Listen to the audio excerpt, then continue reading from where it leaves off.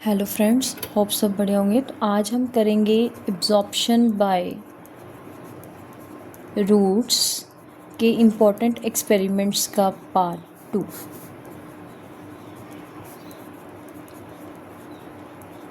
Important experiments का part 2।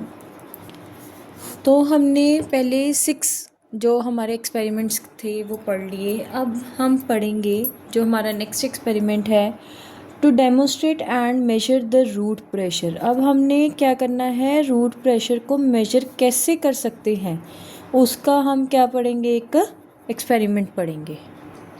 तो हम क्या करेंगे, एक प्लांट लेंगे, चाहे बाल्सम का, टमाटो का, ब्रायोफाइलम का, कोई भी ले लो।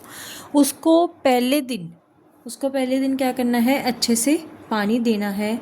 पानी देके उसकी जो स्टेम है उसको 5 to 8 सेंटीमीटर तक काट लेना है। जैसे ये पोट है, पोट में ये स्टेम है, इसको 5 to 8 सेंटीमीटर तक हम क्या करेंगे, इसके जो स्टेम है उसको काट के साथ ही यहाँ ग्लास ट्यूब को फिक्स कर देंगे।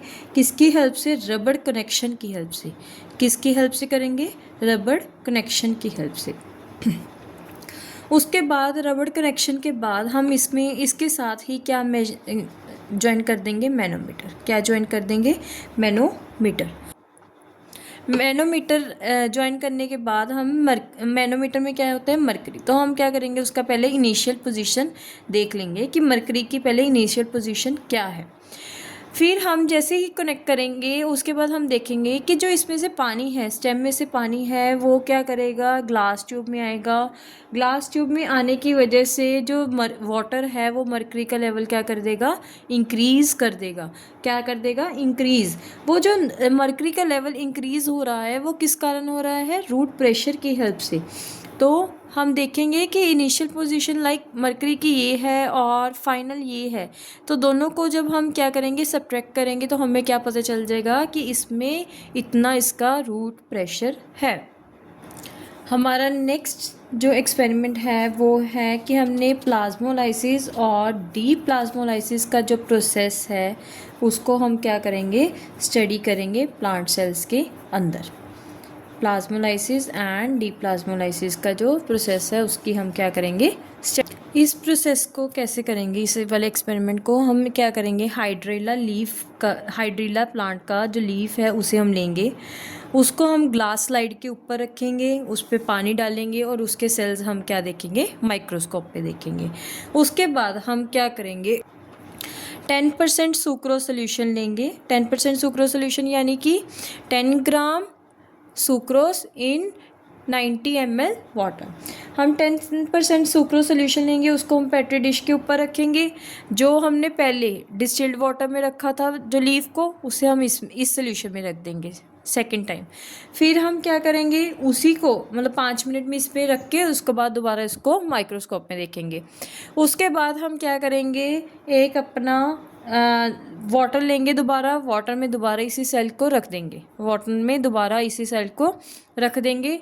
फिर 5 मिनट बाद हम क्या करेंगे, उसकी स्टडी करेंगे। तो हम क्या देखेंगे कि हमने जब सबसे पहले क्या किया था, लीफ को जब हमने वाटर में किया था तो जो साइटोप्लाज्म था वो सारा सेल वॉल की तरफ आ गया था। यानी कि ये कौन सी कंडीशन बन गई थी, टर्जिड कंडीशन बन गई थी। कौन सी कंडीशन, टर्जिड कंडीशन बन गई थी। फिर जब हमने उसको क्या किया, हाइपरटोनिक सोल्यूशन में रखा, यानी कि 10% सुक्रो सोल्यूशन में रखा, तो वो क्या कर दिया, प्लाज्मोलाइज कर गया। मतलब कि सेल का जो सारा कंटेंट था वो क्या हो गया, सेंटर में इकट्ठा हो गया। ये कौन सा सेल बन गया, प्लाज्मोलाइज्ड सेल बन गया। फिर हमने दोबारा उसको वाटर में रखा। जब वाटर में रखा तो उसके जो सेल कंटेंट्स हैं वो फिर सेल वॉल की तरफ हो गए और वो कौन सी कंडीशन में पहुंच गया, डी प्लाज्मोलाइसिस। कौन सी कंडीशन में पहुंच गया, डी प्लाज्मोलाइसिस। अब हम कितनी देर से कर रहे हैं कि वाटर को एब्जॉर्ब करती हैं रूट्स, वाटर को एब्जॉर्ब करते हैं। अब हम उसका भी एक्सपेरिमेंट करके देखेंगे कि वाटर को एब्जॉर्ब करती हैं रूट्स या नहीं करती। उसका अब हम क्या करेंगे, एक एक्सपेरिमेंट करेंगे। इसमें हमने क्या करना है, 2 टेस्ट ट्यूब्स लेनी है, एक टेस्ट ट्यूब ए और एक टेस्ट ट्यूब बी। ठीक है, दोनों में हमने क्या करना है, वाटर डालना है और उसके बाद हमने क्या करना है, उसके ऊपर ऑयल डाल देना है ताकि जो पानी है वो क्या हो जाए, इवेपोरेट ना हो सके। ठीक है, तो ए में हम एक इनिशियल पोजीशन भी मार्क कर लेंगे। उसके बाद हमने क्या करना है, एक यंग प्लांट लेना है, उसको सॉइल में से निकाल के फटाफट वाटर में डाल देना है। उसके बाद हमने कुछ देर बाद जब हम चेक करेंगे तो जो वाटर ए में वाटर का जो लेवल है वो क्या हो जाएगा, कम। क्यों हो जाएगा कम? क्योंकि जो रूट्स हैं उन्होंने पानी को क्या कर लिया, एब्जॉर्ब कर लिया, और जो बी है उसमें हमने कोई प्लांट नहीं डाला था, जो पानी का लेवल है वहीं का वहीं रह गया। तो इससे हमें क्या पता चल रहा है कि जो वाटर है वो रूट्स एब्जॉर्ब करती हैं। अब जो ये बी है उसको हमने एक क्या किया था, उसको कंपेयर करने के लिए रखा था, तो इसे बी वाले को हम क्या बोलते हैं, कंट्रोल। क्या बोलते हैं, कंट्रोल। जिस चीज़ को हम अपने इनिशियल के साथ कंपेयर करने के लिए रखते हैं या अपने फाइनल के साथ कंपेयर करने के लिए रखते हैं, तो उसको हम क्या बोलते हैं, कंट्रोल। अब हम नेक्स्ट एक्सपेरिमेंट में क्या देखेंगे, ये तो हमने देख लिया कि वाटर एब्जॉर्ब कर रही हैं रूट्स। अब हम देखेंगे कि जो रूट्स हैं उनकी अपवर्ड मूवमेंट है या डाउनवर्ड मूवमेंट है। तो वो जो वाटर है वो किसके थ्रू कंडक्ट हो रहा है, ये सब हम देखेंगे। तो water is conducted upwards through xylem. इसे हम किस में देखेंगे, इस एक्सपेरिमेंट में देखेंगे। और इस एक्सपेरिमेंट का एक नेम है जो मोस्ट इम्पॉर्टेंट है, बहुत पूछते हैं, यूसेन स्ट्रेन टेस्ट।